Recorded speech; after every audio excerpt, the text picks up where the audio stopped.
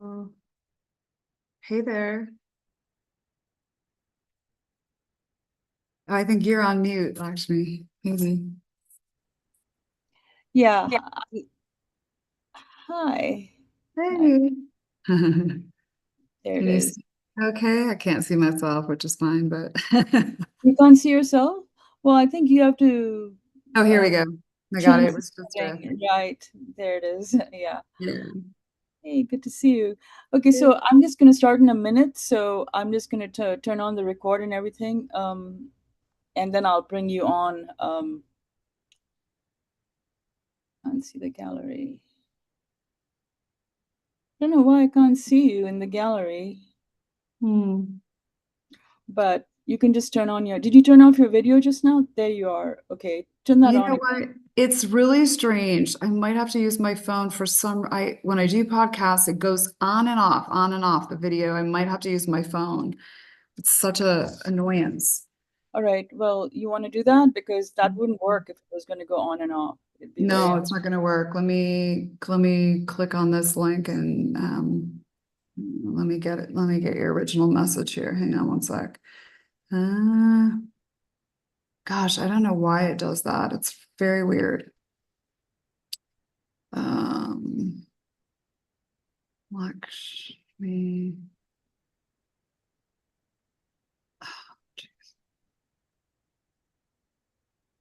It's under that. It's let me just scroll down for it. Geez, I was trying to put your name in and it just didn't come up. Hang on. Yeah, I don't know why it does that. It's very annoying. Okay, let me call in from here. I'll hang up here. Hi, Jennifer. Hello. I don't know why I'm not seeing the Seeing other. the other. There it is. Oh, there we go. Okay. Is that working now? Let me just. I think so. Yeah, that works. I'm going to take the spotlight. I haven't started yet, so let me just. I'll spotlight you after I do the introduction. So, all right. I'm going to start now.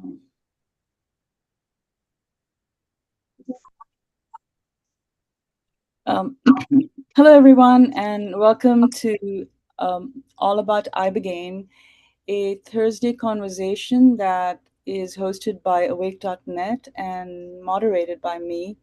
My name is Lakshmi Narayan, and I'm the co founder of Awake.net.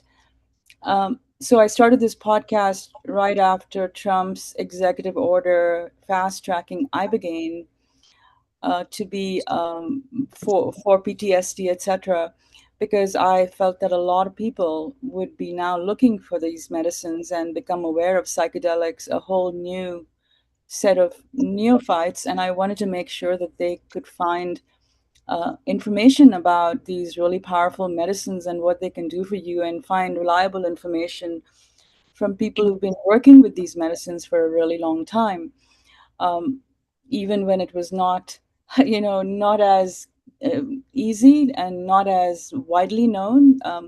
So I've been interviewing people who've been working with this medicine for a decade or more. And today I'm really excited to introduce Dr. Tracy Scott, who um, uh, who I met in Tepoztlan. No, I met you in Tepoztlan. No, I met you in San Miguel Allende some years ago, and Mhm. she has an amazing story. She had a personal healing crisis and went to the Congo and worked with the Baka pygmies, and uh, has an amazing story to tell about what she learned there. So please welcome Dr. Tracy Scott. Thank you. Thanks for having me, Lakshmi. Good to be here. Yeah, really good to have you. So this is a 2 hour conversation, and I want to start by asking you to share your what I call the origin story. How did you come to the medicine? What brought you there? And then, what you learned from. We could dive into the Baka pygmy tradition and what you learned from that, and then talk about how you've integrated that into the work that you do now. It's a really big question, but take your time. We've got. Thank you. Okay, thanks. Oh, goodness. Well, I came more from a traditional medical model. So I have been trained as an RN, and then I went on to school to become a nurse anesthetist to anesthetize people. And I soon realized that that was definitely not my lane as they were obtunded. I liked people. I think I ended up talking to a classmate towards graduation to say, "What do you like about this so much?" And he goes, "Oh, I just can't wait to push the propofol, the anesthetic, so these people stop talking." And I think at that point, I truly realize that this is not my lane. I really enjoy people. I enjoy educating people. And so, I quickly sort of changed courses and got more into the biotechnology field and started kind of doing the sales initially and then marketing, and wanted to go back and do more on the research side. So I had to get a PhD, a terminal degree at that point, and I chose nutritional sciences. It was not necessarily so keen in the industry. It wasn't favorably looked upon at the time in biotech because people were like, "Well, why are you not getting like a microbiology degree or something to that effect?" And I thought, no, I'm really interested in nutrition. I'm interested in all things that have to do with holistic healing. And so I went back to get a PhD in nutritional sciences, and then that led me down a path of subspecialization with gut biome. And it was before really everybody was talking about the gut biome as being something that's important with depression, anxiety, as that sort of conduit to our brain, the gut brain axis. And that's really what I have a keen interest in. So, anyway, during that course of me sort of trying to figure out what I wanted to be when I grow up, I left biotech because I got quite ill with something called Lyme disease, which, is from infected deer. They're infected with ticks that have this disease. And at the time, I had a lot of maladies from that. I mean, I was constantly fatigued and had all kinds of problems with my sinuses, had 2 sinus surgeries, and it just was one thing after the next. And no doctor really ever properly diagnosed me, to be honest. Everybody kept saying it was in my head, or they said I had depression and put me on medications, which I denied. Or I had, MS, multiple sclerosis. And I thought, this is crazy. It's just out of the blue. I'm all of a sudden healthy one day and sick the next. And so I did my own research and my own digging and functionally started to understand, that I needed to understand more about each system of my body, right? Including some of these things that are deeper diagnostic testing that a lot of physicians don't look at. They're just looking at, symptoms more or less. And so I started to become really interested in functional medicine to the point of starting my own functional medicine clinics. At the time, I was living in Austin, Texas, How old and were you? I had just had my second child. So I was, let's see, how old was I? 35, 36 at the time. Yeah. So just after a pregnancy, I decided not to go back into pharmaceuticals. And I just thought, I'm going to go full on into this. And I saw somebody who did functional medicine testing, and he had a clinic himself. And I thought, gosh, I'm really interested in this. And he positioned it for me to buy, actually. And I started becoming more aware of how he was working with clients. And I thought, I really don't want to buy somebody else's headaches, to be honest. I think I could start this on my own. So I did. I started very small and it became quite big fast. It was very evident that people were looking for answers beyond allopathic giving a pill. Everything from hormones to people taking antidepressants or anti-anxiety medicines. And so I started really understanding, like, people, we need to get to the core root. Yeah, the root of why people feel a certain way, and not just slapping some kind of pill on top, prescribing a pill to treat a symptom. Right. And so I started with one clinic, and like I said, it grew very quick, very fast. And then in the end, I ended up with 6 clinics all throughout Texas and had a lot of medical staff working for me. So everybody from physicians to medical directors to mid-level practitioners, physician assistants, nurse practitioners, clinical staff, lab techs, all of the people that can, assist in treating clients and bringing clients in. And so it became quite successful. But during that course, I really was able to focus on my body, my physical body. And I probably was like maybe 60 to 70% better with all of the kind of deeper dive diagnostics that we were doing. I was understanding more about my body, multi-system things within my body that I needed to course correct because of the Lyme disease. But interestingly enough, I had gone out to somewhere, I can't even remember where I was flying to, and I sat next to a person on the plane, and she was going out to California, and she started to tell me that she was going to Mount Shasta, California, to do an ayahuasca journey. And I thought, I don't even know what you're talking about. I don't even know what that is. And she described it to me. And at first, first thought was like, oh, this woman's crazy. I have no idea what any of this is about. And she said, oh, well, go home and look it up. And I think you'd be really interested. Well, as sometimes spirit aligns people in our life, her and I kept in touch. Very rarely, I think, do you keep in touch with people you meet on planes. I don't know about you, but I rarely do, right? And so she and I kept in touch, and I wanted to follow up and see how her ayahuasca journey was. And she just labeled it as like life changing, miraculous. And she kept trying to get me there to this place that she went to. She would accompany me, she said, and it took me about 18 months to go. I mean, I was like probably not so keen on it in the beginning because I was a researcher and a scientist. And yeah, I had What come. what changed your mind? It I wasn't just think, I did up. do the research. I just think she was so compelling. And her and I had very parallel lives at the time. She had 3 kids. I had children. I had two and actually, yeah, I had two at the time. And I just, a lot of the things that she also was struggling with emotionally that she said she really was able to tap into. I thought, gosh, this sounds so similar to my own trajectory of my own life.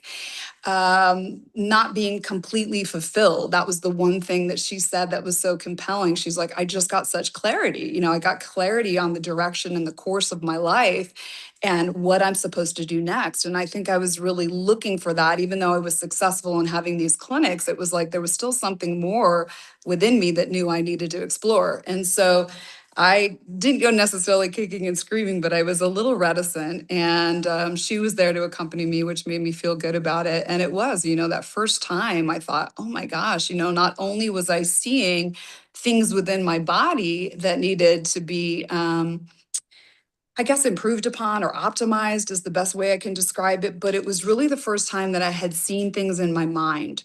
And it brought me back to childhood. It brought me back to a specific event in childhood. And I wouldn't say it was scary, but it was something that was very eye opening and spoke to me very clearly to say, this is why you're housing different symptoms within your body. It's a clinical manifestation, it's a physical manifestation of what is happening in your subconscious. And the subconscious is where we trap, right, memories. And oftentimes the body is keeping score. The body is a protector for sometimes what has happened to us in the past. And so this happened to me as a child, and like many people who have childhood trauma, this is very common.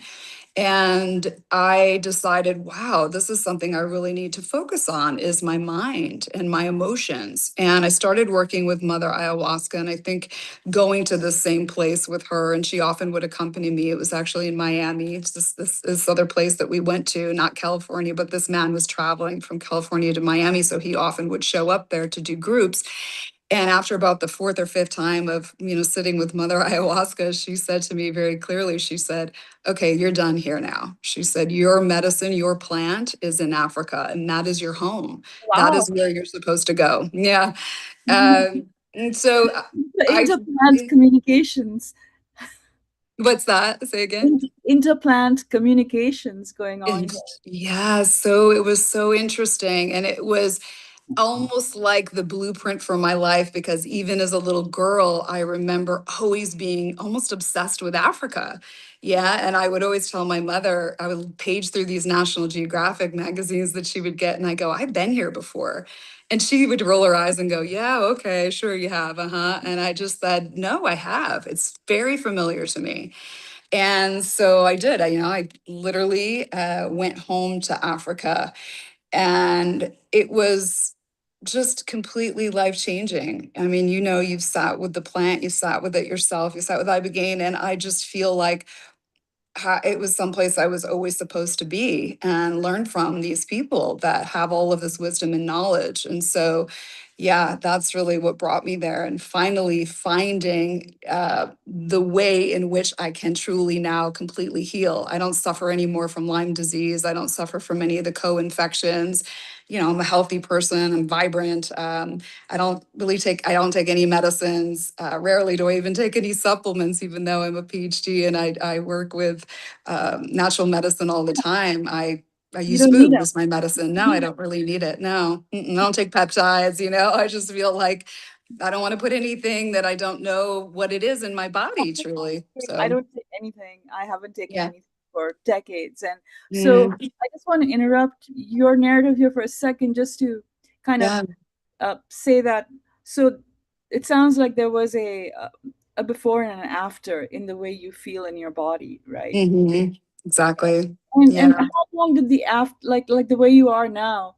Did it come with your first ayahuasca experience, or was it a continuum of like like really journeying for a while before you then came to this state of health? Or just curious. Yeah, it was a while, really. You know, it's not an instant miracle. It's not totally a panacea. We have to go back and integrate those experiences, and that's a buzzword that I know a lot of us talk about. But it's like you need time to be able to take what you've seen and what you have awareness of now and integrate it into your body, which is called embodiment. You know, we have to embody these experiences. If we don't, it's lost, right? It's all for nothing, in my It's just, opinion. yeah, I think then it's just a hallucination. Yeah, If you so, don't. right, exactly. It's a great dream. So I also want to ask you, how did you settle upon going to the Congo, or how did that happen? Mm, There's a lot mm. of choices. Well, I had been to Gabon. I did my initial work there, became initiated and into the Alambo or the Dasumba tradition, which is there's all kinds of like, you know, different sub lineages under those bigger lineages, right? So that's Alambo tradition is what I was initially initiated into in Gabon.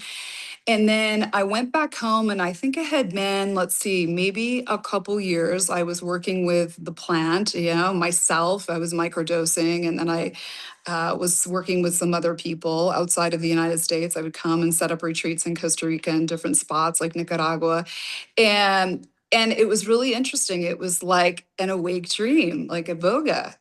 It was not even like in medicine work or when I was like meditating or silent, it would just come at these random times of the day. This woman, this little statured woman, and I don't want to be derogatory and call them pygmies, but she was tiny. And this Um, African woman. just to Mhm. pause for a second there. People say the word pygmy is derogatory, and I just want to make this comment that who said that small is bad versus Yeah. tall? Why is it derogatory? It's not. Well, I don't think it is. I mean, we do label them pygmies. There's different, obviously, kinds of pygmies, right? There's Aka, there's Baka, there's, you know, the Babungo pygmies and Gabon and the Gabon. And so um, I think oftentimes they prefer to be labeled almost like Bwiti in the lineages of Bwiti, is that, you know, they're Baka. I mean, we attach like Baka pygmy, for example, but yeah, it comes from the Greek root word, which I might get this wrong, but it's like pygmois, and it means dwarfism. And so I think originally they felt like that was derogatory. Um, I because mean, a lot of us do say that. Yeah. you can't really identify them, and the reason this is important is Mhm. because the pygmies are the ones who supposedly discovered Yeah, iboga, they right? did. Yeah, So they did. can you share? Yeah, maybe we can talk about that in a little bit. I don't want to interrupt Sure, you, but sure. yeah, sorry, go ahead. I forget where I left off. Oh, but the Oh, story of the I call them Baka or forest dwelling people, you know, because that's really what they are. And she came to me in this like awake dream several times over the course of a year. And she said, "You need to come and find me. I have been instructed to tell you that I have a very important message for you, and you must find me. And I'm in the Congo." And I was like, "What?" I mean, How am I going to accomplish this? And over the course of that year, she would come to me and give me specific details about where she was located, actually coordinates about, I could see coordinates of a map. Mhm. And it was wild. It was like she even told me, okay, you fly into this place in Cameroon in the city and you drive and you go all the way across, you draw one line and you go all the way across from Yaoundé, which is the city, a big city in Cameroon, and it will take you 15 to 17 hours to drive it. You will get to the border. I mean, I could see all of this very, very clearly, even down to the village where she was. And I decided, okay, I'm going to just run with this. Why not? I hired a friend of mine who lives in Cameroon. He's a French journalist. He's Cameroonian, but he works for a French newspaper. So he speaks English, he speaks French, obviously. And I said to him, I know this sounds crazy, but I really kind of need a fixer on the ground. Are you able to help me? And he's like, sure. So he signed up for the challenge. And between the two of us, he was able to identify people that actually knew this woman. She was a very, very high priestess. She was very well known from all parts of Africa, in that region anyway, that they would go to her for healing, but she was very, very well respected. And so we did. It was exactly the way she said it would unfold. I flew into Yaoundé. We took a car that broke down like 3 or 4 times. I have these crazy photos and videos of the car where the hubcaps had fallen off and then the tires pop because the roads are so bad. And we get over to the border finally of the Congo. It took us like 4 days to drive there. And we get to this little village and we're asking around and they're pointing us to the direction of where she is.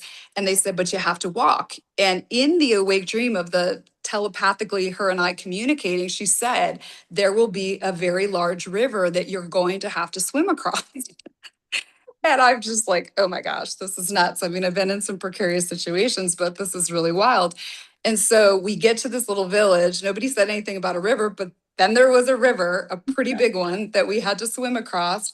And I continued to ask these, leaders, these people that the villagers that were leading us on this guided tour. I said, gosh, how much longer? We'd already been hiking like 3, 4 hours. I'm like, oh, not much longer. He has no concept of time. Nobody wears a watch. Nobody has a cell phone there. Cell phones don't work.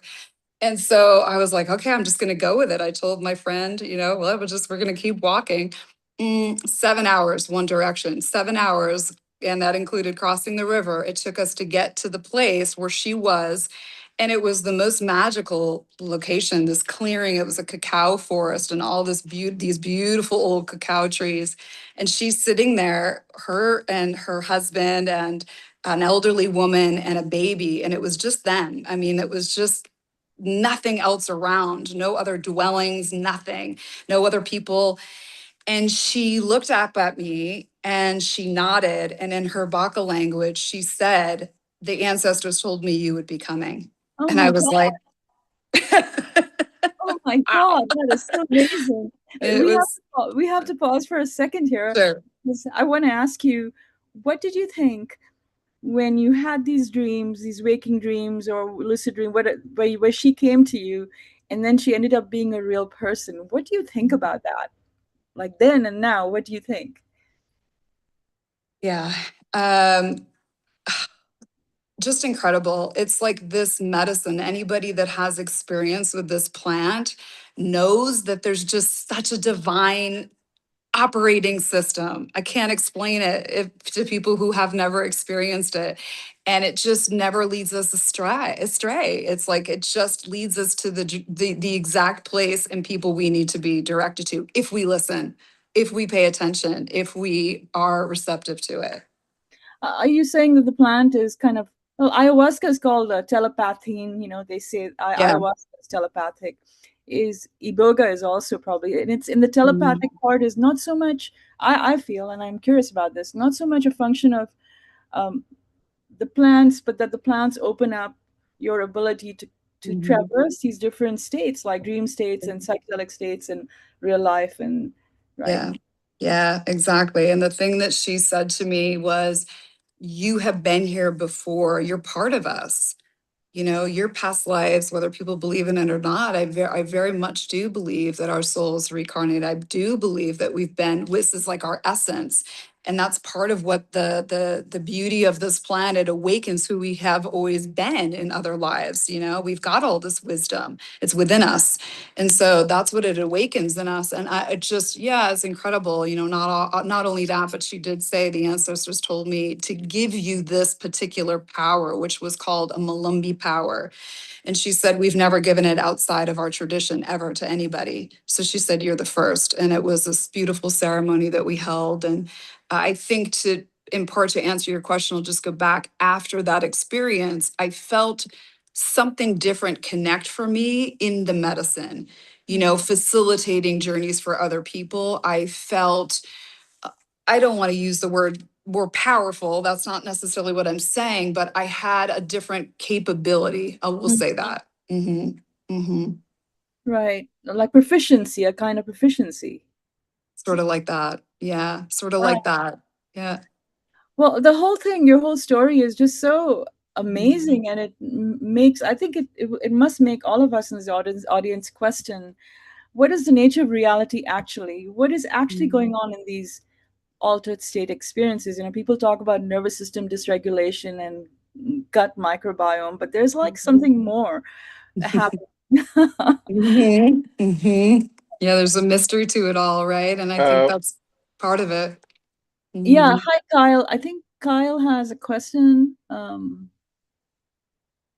That's a Can question. you hold it until the narrative is Yes, over? actually, hi everybody.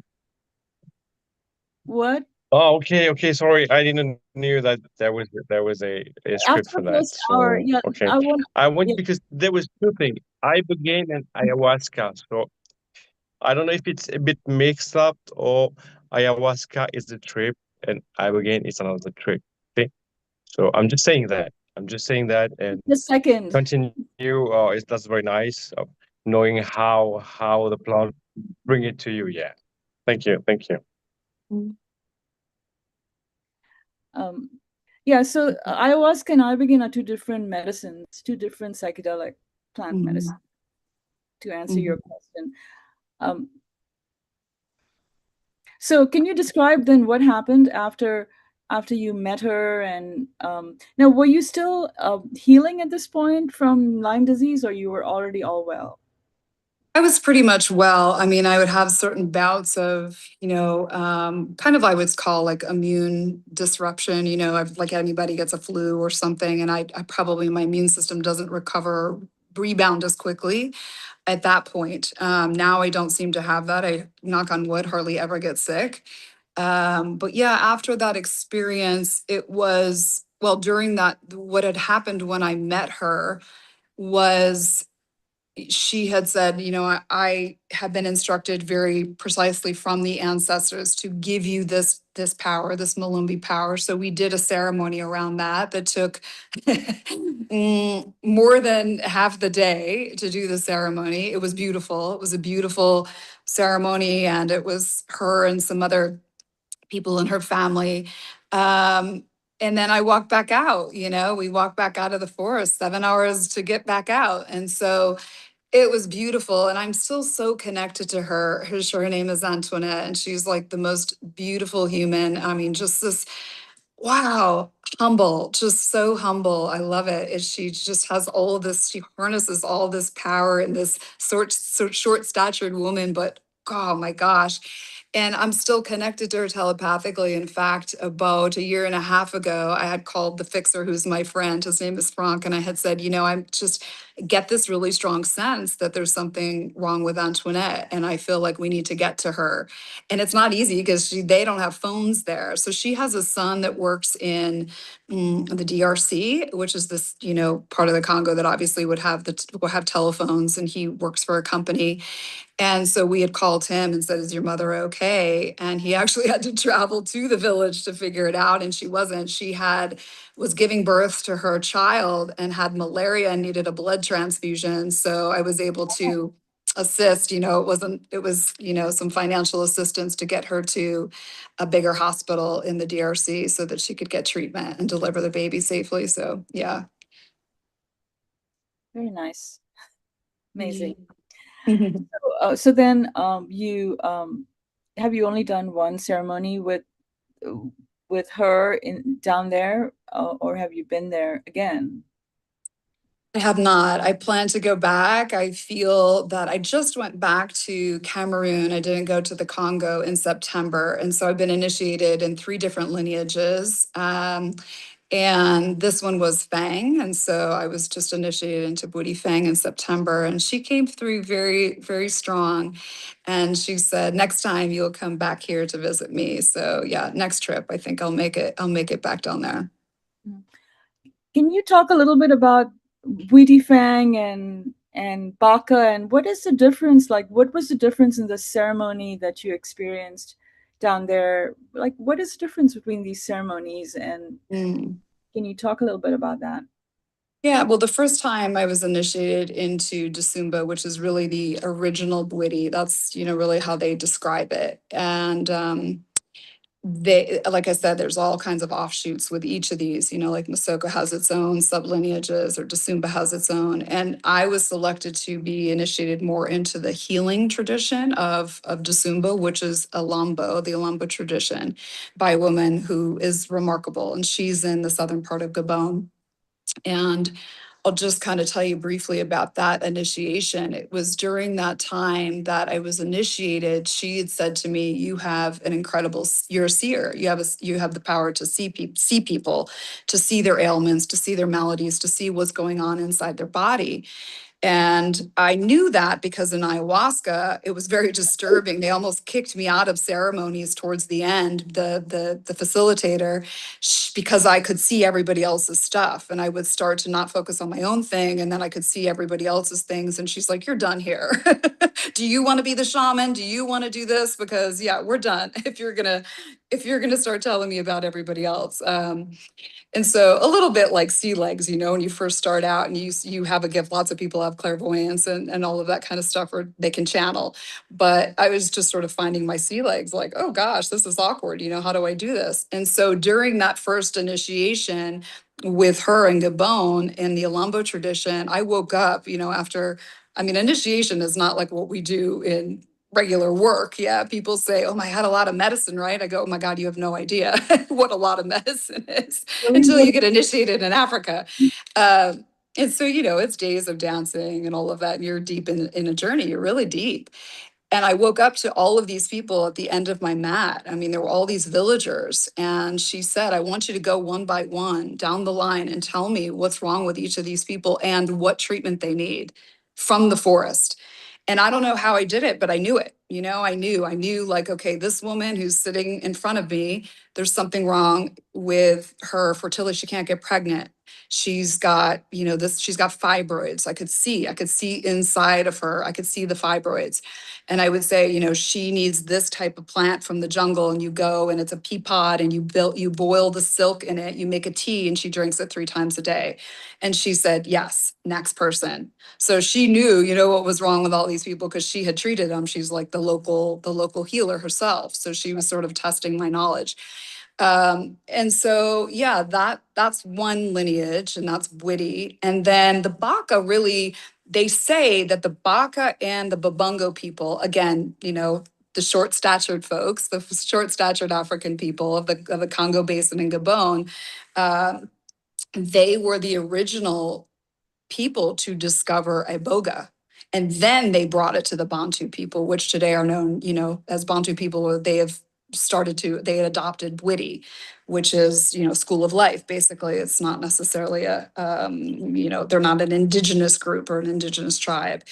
So that for me was really interesting to learn from the Baka, because the Baka don't necessarily use iboga anymore. Bwiti, people that practice Bwiti use the plant ceremonially. They know everything about iboga. They know obviously how to harvest it and grow it, when to take it from the ground. They know, what to give, when to give it. They know what ceremonies to conduct around it. So it's everything in relation to the iboga plant.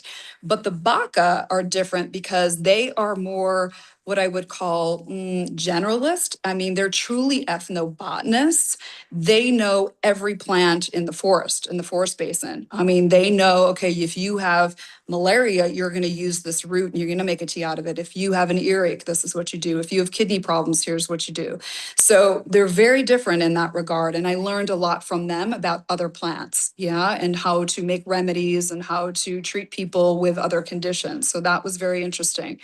Recently, when I went back to be initiated into Fang, and that's in Cameroon, they were first met by missionaries, Christian missionaries. So I think the difference really with Fang is that they have elements of Christianity that they will infuse into their ceremonies. So it's always central in a ceremony is God, you know, the statue of Jesus and Mary, or there's some Christian element to their ceremonies. One of the interesting things when I did the initiation at the Fang, it was probably, I have to tell you, the hardest initiation I have ever done. I mean, there were points in that initiation that I thought, I actually might die here. I've had It was extreme. I mean, extreme. And I have always been initiated by women, which is also, I think, kind of interesting.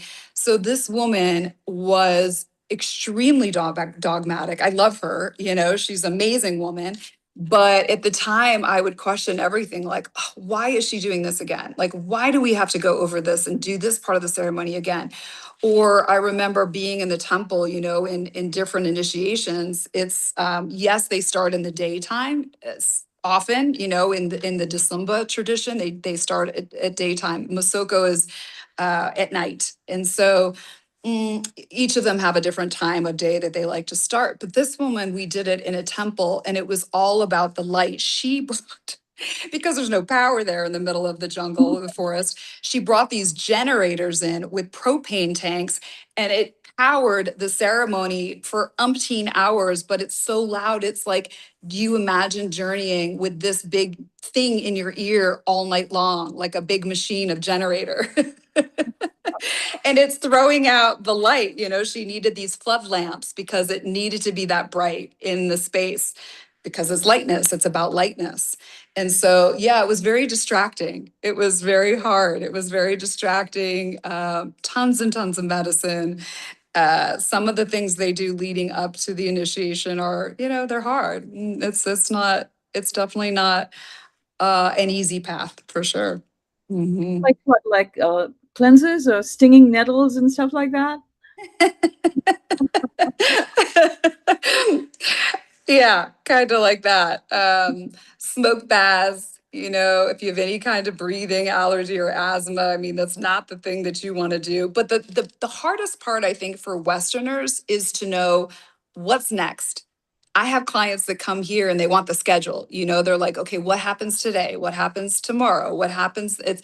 And when you go to these, when you do this, it's like they want to unwind all of that in their way. You know, it's really what it's doing. It's sort of like the rewires happening before you even take the medicine because they don't tell you. It's like, well, we'll get to it when we get to it. You know, I don't know what we're doing. You'll see. So they just tell you, take off your shoes. We're walking on a path. And then you're going to take your clothes off when we get there. And it's like, oh, okay, well, then what? And so that is, It's part of it. It's part of it part too. of it. It's part of it. Yeah, Yeah. I went to a workshop where I had an awakening years ago, and it was a Western style workshop, but it was the same thing. He basically scrambled all your habitual habit patterns. And Mhm. in that scrambling of your habit patterns, your ego kind of gets a little shaky, you know, Yeah. your sense of Yeah. self gets really shaky. Yeah. And then your habitual responses go away too. Yeah. So Yeah, it's so interesting. And you know, as you know, the music is such a big part of it. I think for me, going through those different initiatory ceremonies, the thing that saved me the most was the music and focusing on my living prayer. You know, that's what they kept reminding me of. Write your living prayer, keep saying your living prayer. But the music and the polyphonic sort of tones that they use often are just in that space that's very soothing.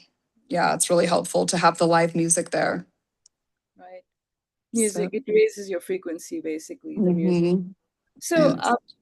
I have a question about, do you think that Western style practitioners who are learning how to serve medicine, etc., can benefit from doing a traditional indigenous ceremony? 1,000%. Can you talk a little bit about how does it benefit that Western mindset and what does it bring? Oh my gosh. I mean, well, you and I have had these conversations where I even feel like people that have addictions that go through detox, right? And they're getting ibogaine, at some point they need to come in for the psychospiritual experience because it's what pulls it together holistically for people. I've had people come from places that have had ibogaine HCl, and again, they go, "Gosh, this is so different." That felt fragmented. It felt like I wasn't getting the whole picture, and now it feels like I totally get it. It pulls it all together, and it's like I know this sounds woohoo, but this is what this work is about. People, addicts use because of trauma. People have physical issues because possibly they have trauma. And so the psycho-spiritual with full root is really how we get to the root of trauma, the root of the suffering. And that's what Woody believe, it's like we need a team. We need the team of ancestors to be able to come in and help us anchor into where is this stuff rooted. Where is it rooted in our psyche? Where is it rooted in our body? And that's the whole psychospiritual piece. That's the piece that we miss often. Right. So talk a Yeah. little more about where it's rooted in the body and how does that relate back to you started off talking about the microbiome and Mhm. stuff, and how does that connect up? Um, if unless you wanted to share something else about the Bwiti and the Fang and all that. No, I mean, yeah, we definitely can talk about the biology of trauma and addiction because there certainly is. Yeah, I mean, there's been tons and tons of research about it. Is that oftentimes in the Western diet and Western soil, I mean, just with everything like a phosphate, things that are sprayed on our food. I mean, people know this is that it's toxic and our gut biome has been destroyed, sadly. And so, all of the things that we need to be able to be, I think, stable for us to have stable nervous systems, dopamine and serotonin and all of the neurotransmitters that are made, most of them are made in the gut. And so if somebody does not have a stable microbiome, if they have what we call in the medical world a dysbiosis or an imbalance in the gut biome, we're not going to be making those things. And that's why people are taking, SSRIs and anxiolytics and sleep aids like trazodone and all the things because we're lacking those. We're lacking those really good chemical messengers in our brain because our gut's destroyed. And so I do believe that there is a biology to this stuff. I've actually I'm almost done with a book that I have written about the biology of addiction and trauma, and it's about the microbiome. Excellent. So yeah. So in my experience, it's not just poor nutrition that leads to gut issues, or Mm. in my experience, there is some sort of a relationship between emotional things that are um, exist in your psyche that have not been resolved, like trauma or other things, Mhm. and your gut, that it's stored in your gut, or there's some process by which it's released through your gut as you start moving through medicine work. Mhm. Has that been your experience?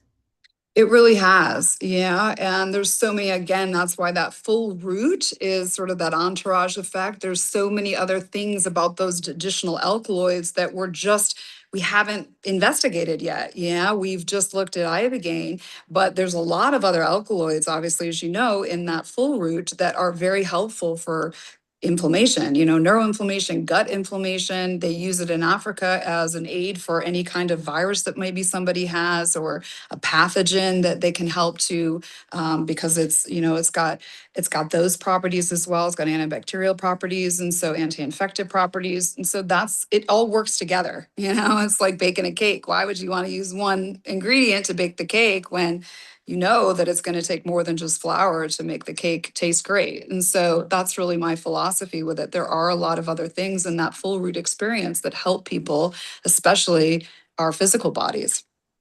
You can patent flour, but you can't patent the whole thing. Exactly. That's right. That's right. Yeah. And that's what it comes down to, right? So, Yeah, that's what it comes down to. And I think that's part of my mission, is to communicate the power of plant medicines, which have evolved synergistically over such a long time, yeah. versus molecules that are isolated and have been researched just for, years, versus billions of years of coevolution of human beings with plants, long time. So then, how have you integrated? I mean, what do you do now? Can you talk a little bit about that? How I practice? Is that the question? Yeah, how have you integrated all, like you were talking about your experiences in the Congo and working with the microbiome, the Western diagnostic things. How do you work now? Can you just describe a little bit what that looks like?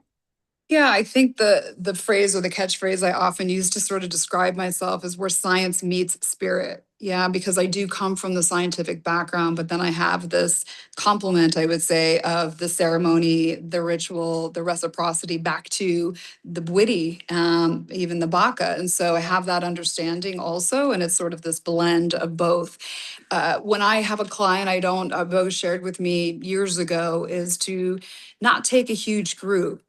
People come in with really heavy stuff, and it's important to work with maybe one or two people at a time, no more than three. That way, I'm very intently focused on those individuals, and I can give them the kind of care and need and guidance, right, that they need, that they require. And so that's been a really important part of my practice.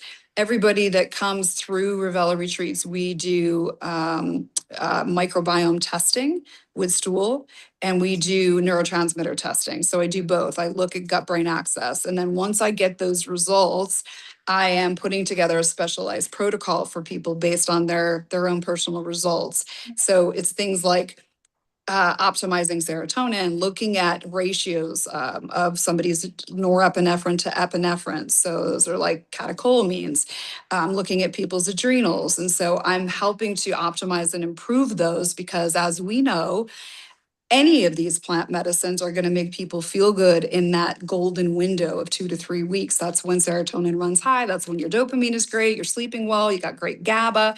But eventually, it's going to kind of waxes and wanes, right? It's going to go back down to a baseline. So it helps me to understand what is someone's current baseline, even on SSRIs or whatever they're taking. I need to know what their baseline is. There's another reason I do it is also for a taper. And so we know that we can't give people these medicines coming in. So we've got to wean them off. And the best way to do that is for me to understand what is your current serotonin, what are your current neurotransmitters, what's happening in the gut. I help to fix that. We help to repair that such that then I can give somebody something like a 5-HTP precursor to serotonin, or I give them some dopamine, and that helps to wean them off of whatever pharmaceutical that they're on. So they're not going to have like brain zaps and all of these other things, difficulty sleeping. So it helps to kind of augment that withdrawal process. And then when they come, I have a team of people actually that are here to receive them. Everything is pretty, I would say, curated to the client. We can focus on these because we have a small group of clients usually. So we have a team of people. I work with a Reiki therapist. I work with a wonderful clinical psychologist that comes in on the day's post journeys to do integration work. I have a wonderful somatic therapist that does massage and somatic therapies. Yeah, we work together as a team to individually curate these experiences for clients. And for me, as you know, because we've talked about this, one of the biggest pieces to all of this is what happens after and integration. And it's hard. People have to go back to their lives. It's very challenging. It's like, okay, how do we provide the best care for people on the backside of this? And I'll be honest with you, sometimes virtual integration calls just doesn't cut it. So I think like I have this concept to be able to do a longer period stay. I have land here in Costa Rica, It's for integration only, and that's what we'll be doing. People can come back for micro tune-ups. It can't all be done in one time, unfortunately. It took us a while to get to the way we are, right? With traumas or whatever physical things we have going on, or build these narratives in our minds. So it's going to take a little bit of time to be able to peel back some of these layers. And we plan, we do that often with clients. It's like, okay, come back for a micro tune-up. It doesn't have to be the same financial investment or the same time investment, but let's focus on just one thing, when you come back again. So that's really how we work. Do they take iboga when they come back again for They micro? do. Yeah. Okay. Yeah. And do you send them home with microdosing instructions or? Sometimes. Yes, I do. Yeah. Not with everybody. I think that everybody has a different level of preparedness, that they're, maybe not quite there yet, but ideally I think it's helpful for people. It really is. Because even if it's just a psychological or psychosomatic thing, that they Yeah. have a booster dose, right? Yes. Yes. Yeah. Yeah. Does anybody have any questions?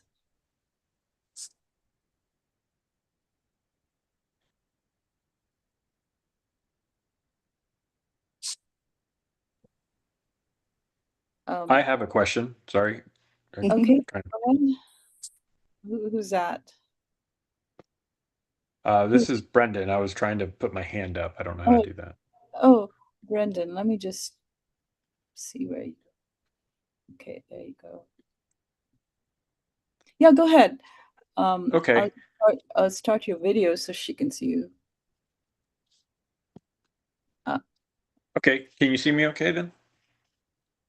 I can't see you, but maybe it's something with my phone. It's okay. There you are. There you are. Okay. So I am a disabled or retired veteran, and I have been trying to, one, create a path for me for my personal treatment with PTSD with as few pharmaceuticals as possible. And this being the natural path where I've ended up of I haven't partaken yet. I haven't done anything yet other than trying to tell the VA, stop giving me drugs. I want other alternatives. And so that's what I'm trying to focus on and educate myself on. So what I'm asking is, how does somebody, at least whether it's volunteer for VA trials or learn how to actually get involved, because there's so much information out there, we're kind of just shotgun information, you don't know where to start. And so the question is, how, as a disabled veteran who wants to advance this purpose within the VA, how can I, one, become an advocate, to maybe experience it myself? That's my question. And I'm gonna have to drop off in 10 minutes, so I'm gonna remute myself if that's okay. Yeah. Sure. Lakshmi, you may be better suited to answer. I know you're very involved on many of those levels. I mean, I can add my 2 cents, but yeah. Yeah, sure, Brendan. So you can get involved at awake.net, where we're creating a community of mentors and masters. So you can go there to find people who've been working with these different medicines for over a decade, who are real pioneers in the ibogaine world, and there's a lot of knowledge to be gained there. We're also creating a journey of rebirth with a rebirth scholarship fund that we are offering to people wanting to go through ibogaine or another major journey like ayahuasca, ibogaine, psilocybin, for addiction, trauma, etc. There's also other organizations like Mission Within. Have you heard of Mission Within? They work with veterans. I don't know if that answers your question. Are you asking about advocacy, or you asking about bringing the medicine to other veterans? I was asking about how I can educate myself, see how it affects me, and these are perfect places to start. So I'm going to go to awaken.net. I'm going to look at rebirth scholarships and visit Mission Within. So thank you. All right, perfect. Thank you. Rachel, do you have a question? Hi, I'll lower my hand. Tracy, it's so good to see you again. You have been my favorite speaker in all of this. Thank you. Thanks, Lakshmi, for getting us together. I always do the plus stuff. So I've known about ibogaine for 22 years, and I have deselected myself out of for a long time because of different symptomologies of my mental health, chronic complex PTSD with other things on it. And I know that's changing. Some practitioners are changing a little bit on that. At a point when I was demedicating in 2021, I had a few conversations with long-term providers that I've known. One of them I've known since 2004, and a few other people. And the person I trusted the most was sort of saying, you would need a very strong container because of my emotional deregulation. And I'm doing tons of stuff recently. I moved home to Pennsylvania, where a lot of my adverse childhood experiences happened. And I'm doing DBT and embodied DBT and EMDR. And I really struggle with sort of accepting the reality of the number of traumas that I have survived. It's like, wow. And I've gone through a few accountability processes that haven't worked out maybe the way I hoped they would. I also suffered a traumatic brain injury 6.5 years ago. And I have a lot of post-concussion stuff from it. A lot of it is neck. My headaches, it turns out, were related to the medications I was on, and like cervicogenic headaches, occipital nerve, neuralgia, and things like that. But when you came on last time in that sort of three-part, oh, there's one of the trauma lawyers. Anyway, how much does your retreat cost? And should I contact you on the website too? Yeah, contact us on the website. It varies depending. We do private, we do semi-private. We have a few different groups that we're now doing specifically for just women of, of trauma. We have one for veterans. I wanted to mention to the last gentleman that's coming up. And then we have one for therapists specifically. So yeah, I can revelaretreats.com, and you can get the dates and stuff on the website. Yeah.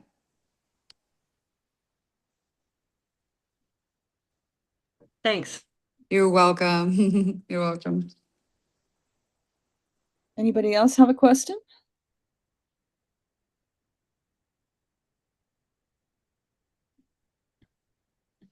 Well, actually, I have a question. okay. Hi. Hi, Kyle. Oh, Boaz. Yeah. Okay, well, go ahead. It's fine.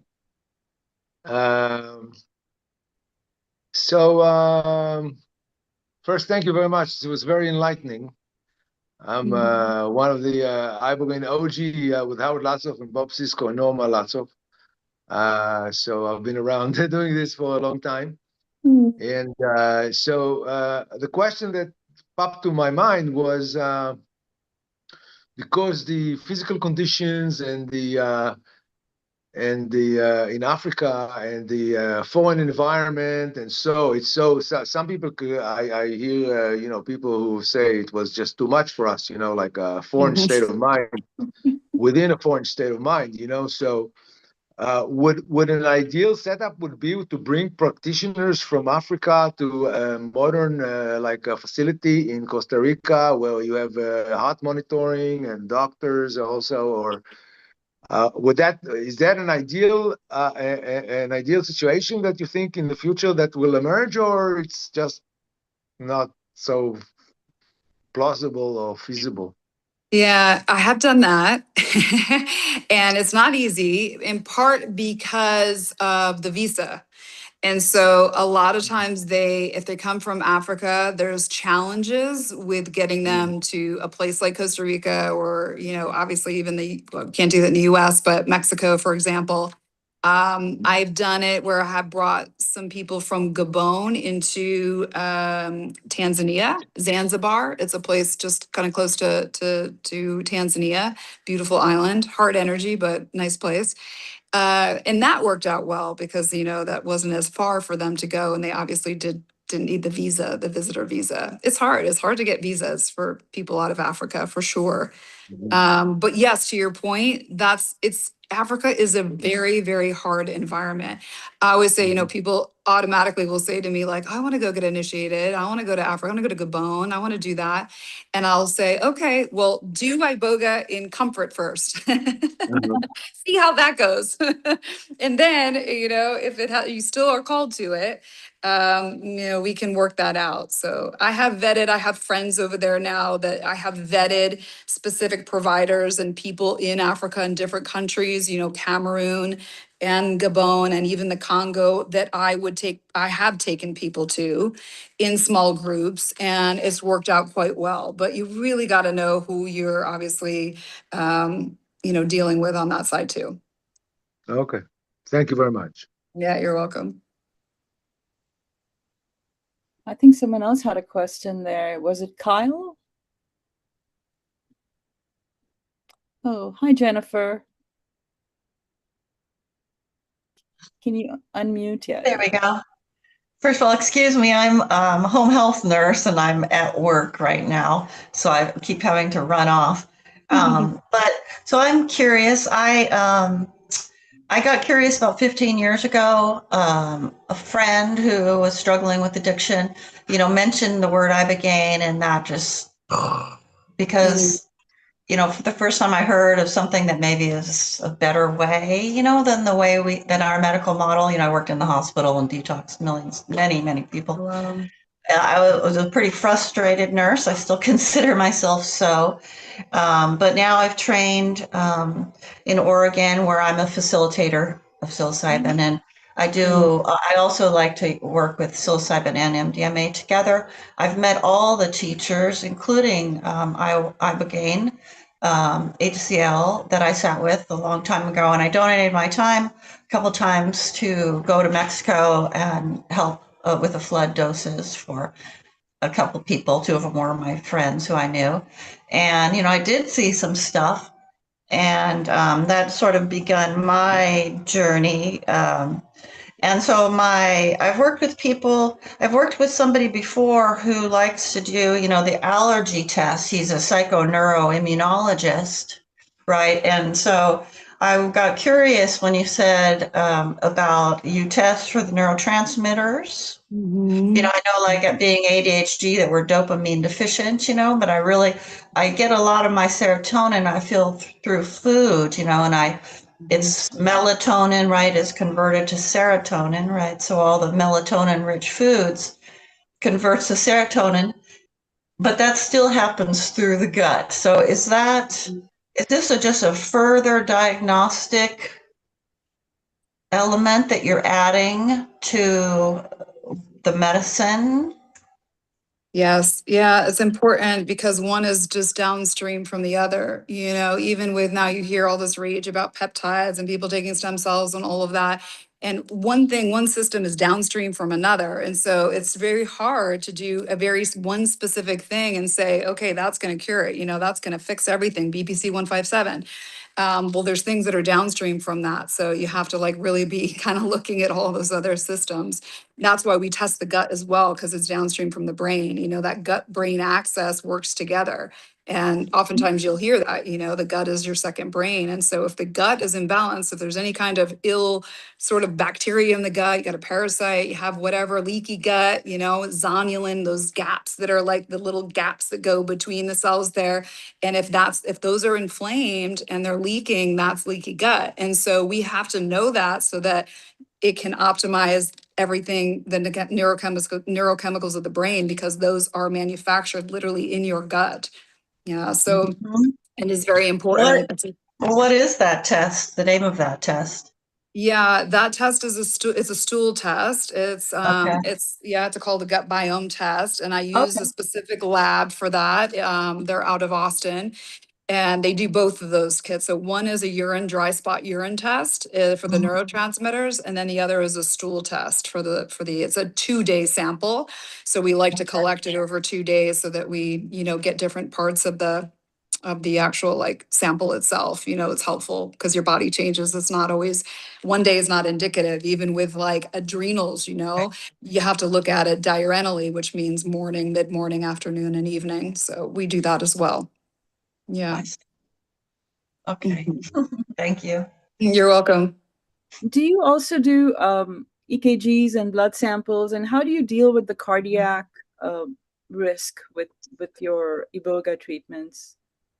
Yeah, I'm a stickler on that side because I have a medical background. I have a license to lose, obviously. So I'm very strict about people having a 12-lead EKG before we're really evaluating that. We look at that. I have a medical director that looks at all of those. If there's any kind of issue whatsoever, I have sent people for further testing, like an echo, just to make sure. A lot of times you can tell if somebody is symptomatic, right? I mean, if they have symptoms, then that's a bigger indicator. I do look at liver enzymes, not on everybody, but if they have a history of alcoholism or whatever their background is, then I will ask for liver enzymes. And then I do a urine tox screen, even though we do full root experience. So that is a little bit different than ibogaine from the standpoint of it's not quite as concentrated. It's not quite as intense as when it comes on. I do tell everybody before they come, I mean, these are the stipulations. If you do test positive on a urine tox screen before ceremony, I have the right to refuse you. And I have. People show up and they're taking their Adderall and, I'm not going to support that. So yeah. They don't often like it, but it keeps everybody safe. Yeah, definitely. Yeah. So people have to get off of any SSRIs before they come. Yeah. And then how do you evaluate psychological or psychiatric risk with people? I have a very talented clinical psychologist here who also has quite a bit of experience working with ibogaine and addiction centers and iboga full root. She and I have been working together for quite some time. So she speaks to people before they come and does a full psychological evaluation. I do the medical evaluation and she does the psychological evaluation. Oh, nice. Yeah. So many things to keep in mind. It's really a complex treatment, on both sides, for the person experiencing it. So we have a little time, quite a bit of time. And there are two things I'd like to discuss. One is this whole idea of reciprocity and the Nagoya protocol that the Bwiti employ. Is that also something that exists on the Congo side? And how does reciprocity happen for this group or on this side of the continent? Yeah, I mean, listen, I think it's completely necessary to do that. I like that Gabon is instituting this. I think it's very important. I think the other countries don't see iboga quite the same way as Gabon and the Gabonese government. They literally see it as a sacrament. And, it's not quite as front and center, right, in Cameroon, not quite front and center in the Congo, but we do try to purchase mine from very specific farms and places. And I always am in support of everything that they're trying to build there. That's why I do when I bring people, which I'm starting to kind of devise more of a structured program around people who want to come with me. There's other, obviously, iboga practitioners and people that do it that obviously take people on a more structured, in a more structured way. I mean, they have trips once a year kind of thing. But yeah, that's the reciprocity piece that I think is very important, is to be able to go back and take people so that they then can share their wisdom and learnings with Westerners to make sure that we're working in accordance with the traditions, which is very important. And then they obviously are able to get some reciprocity out of it from a money standpoint, from monetization, to help build schools and things that they need as well to help complete their programs that they have. Yeah. So it's really based on personal choice, and there is no required pathway, social pressure, anything to make that happen. You have to do it.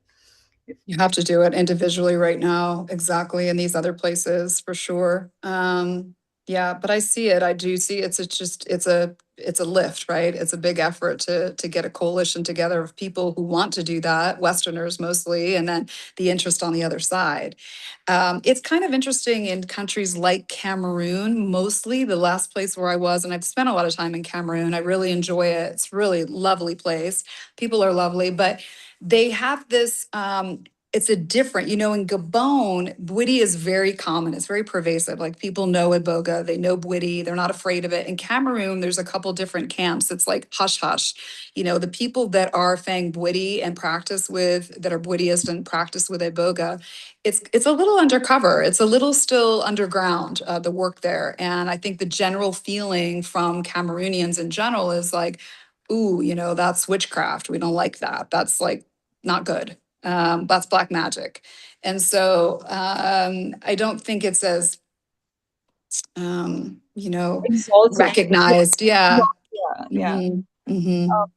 And isn't Cameroon a much bigger place?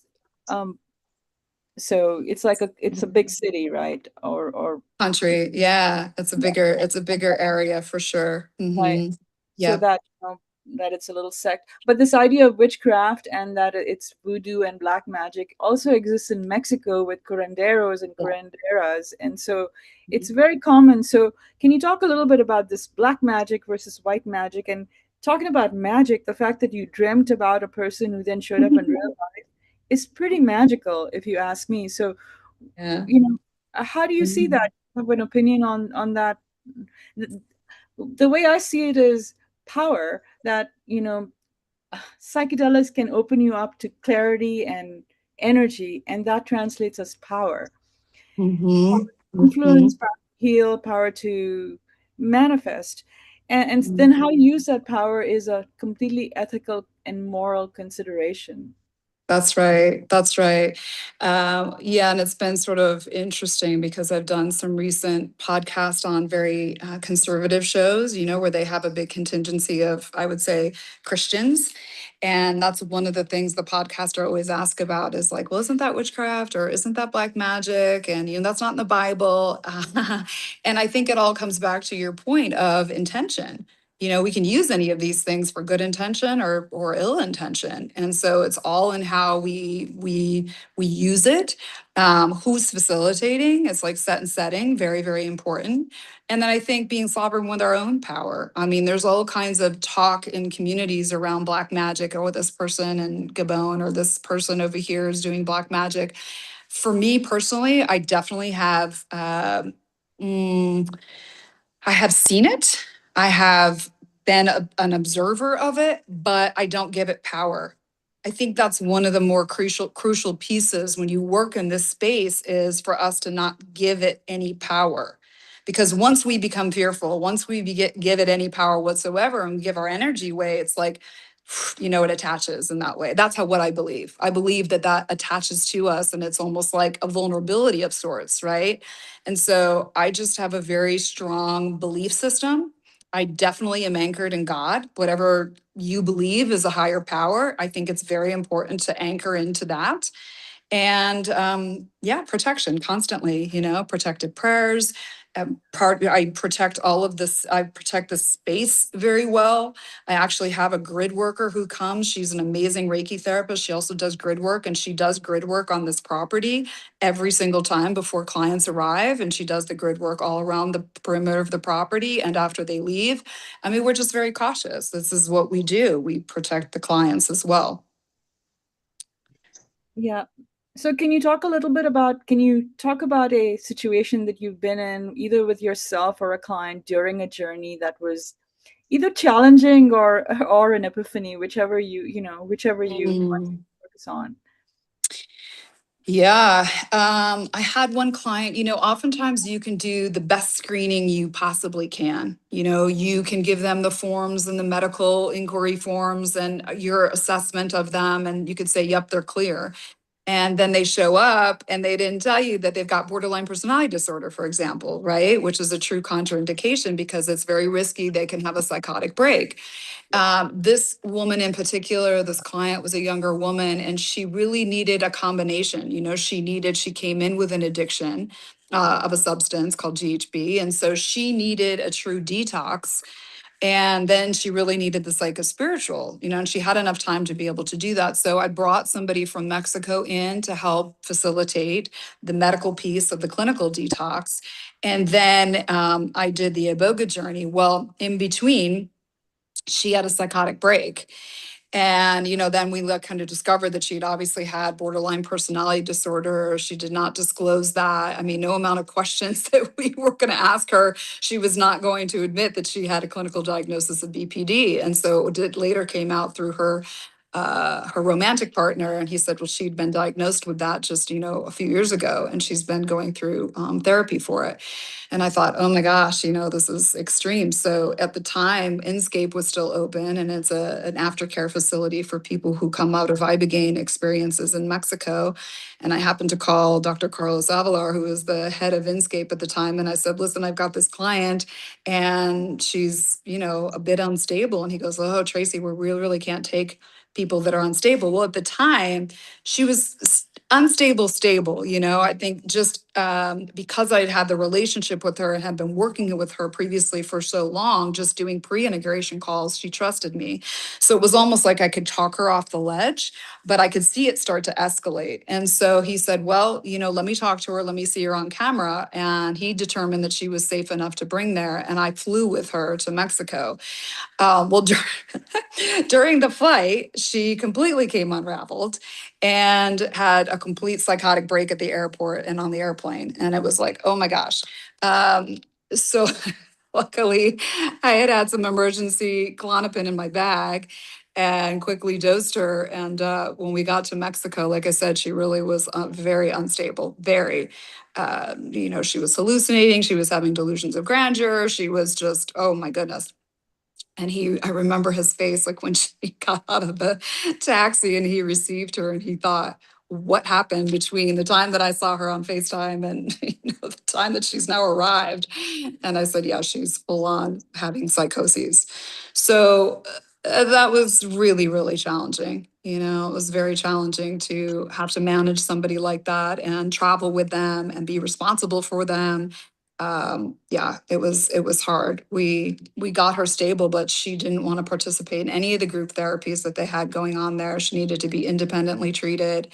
Yeah, and I will say, after that was 3 years ago, and today she is, oh my gosh, she's extremely brilliant. She's a young person that went back to get her clinical psychology degree. She's dancing in a ballet troupe. She's just, oh my gosh, she's soaring. She's doing so well. So yeah. So it worked. Yeah.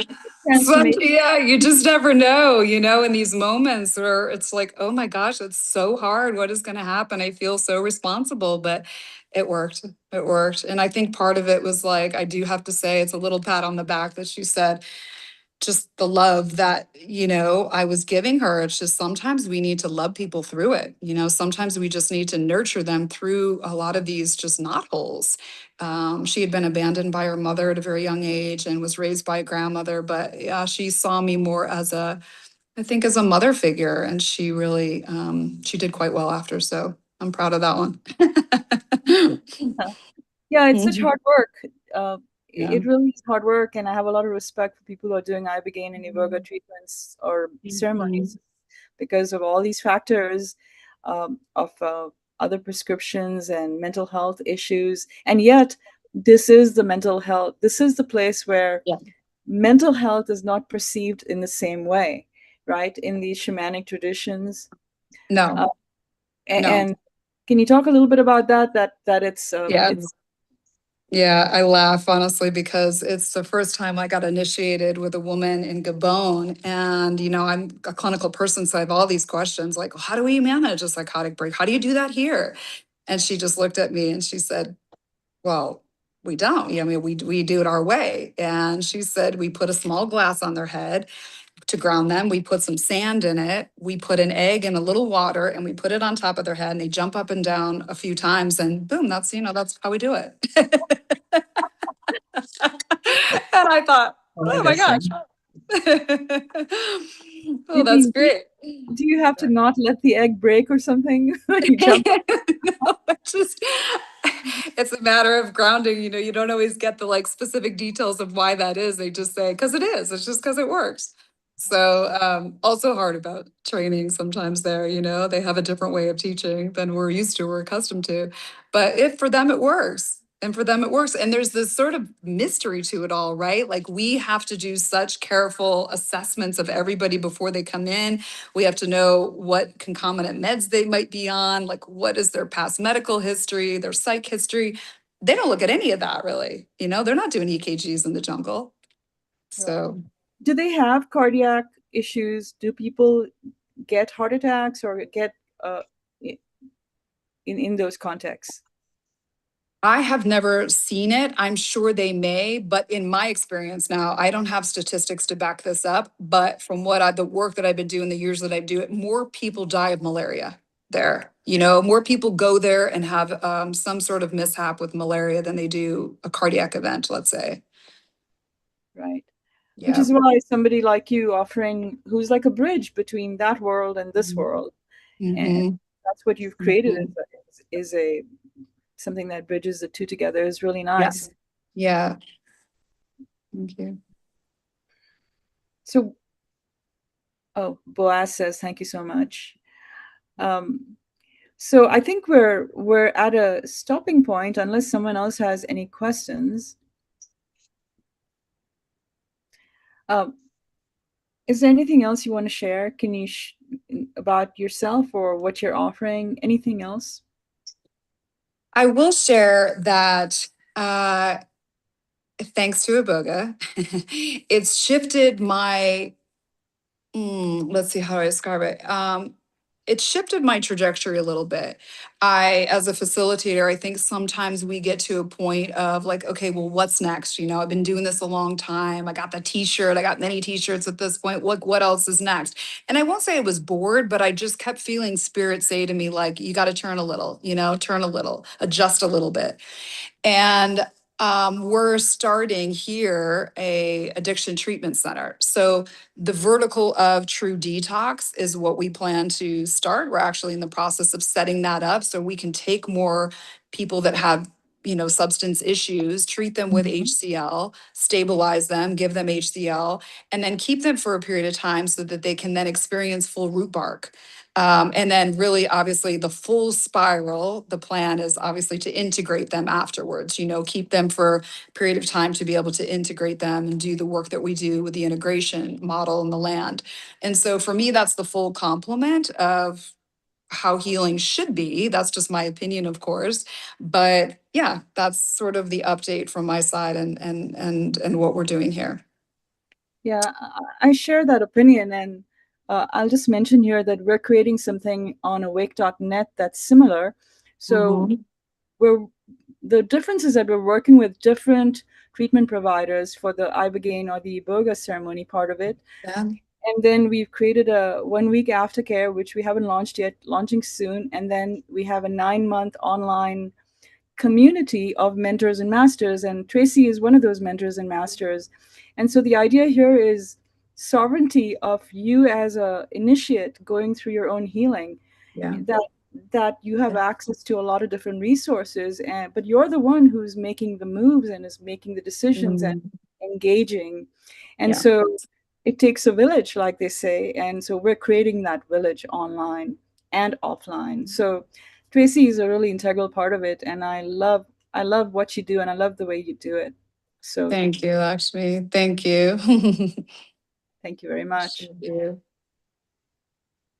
So this recording will be up in less than a week on awake.net/ibogaine.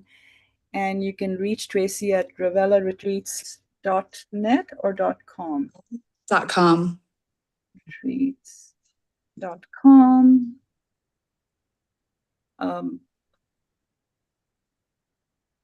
So thank you again, Tracy. Thank you very much. Thank you, Lakshmi. Appreciate you. Yeah. Thank you. Okay, Ad says, you carry big strength, Tracy. Thank you for sharing your wisdom. Boaz also said, been very enlightening, very insightful. Yeah, it has.